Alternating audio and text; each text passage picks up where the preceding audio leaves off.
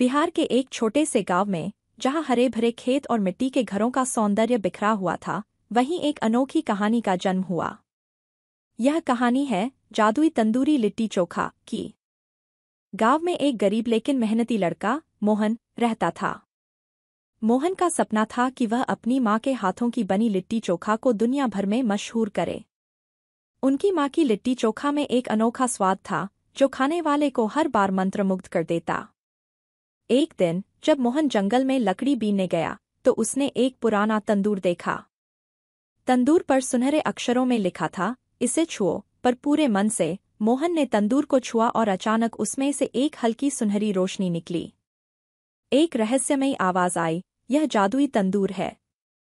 इसमें बनाई गई लिट्टी चोखा में जादू होगा। लेकिन याद रहे, इसे हमेशा ईमानदारी और मेहनत से बनाना। मोहन ने उस तंदूर को घर ले जाकर अपनी माँ को दिखाया। माँ ने पहली बार उसमें लिट्टी चोखा बनाया। जब पहली लिट्टी तैयार हुई तो उसकी खुशबू दूर दूर तक फैल गई। जो भी उसे खाता वह अपने सारे दुख भूलकर खुश हो जाता।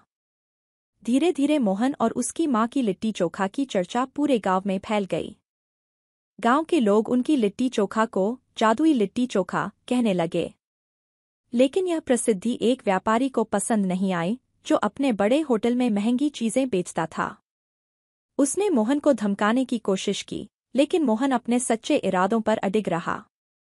एक दिन उस व्यापारी ने चुपके से तंदूर चुराने की कोशिश की, लेकिन जैसे ही उसने तंदूर को छुआ, तंदूर ठंडा हो गया। तब व्यापारी को एहसास हुआ कि यह तंदूर सिर्फ सच्चे और मेहनती दिलों के लिए ही काम करता है। मोहन की लिट्टी चोखा की खुशबू शहरों तक पहुंचने लगी।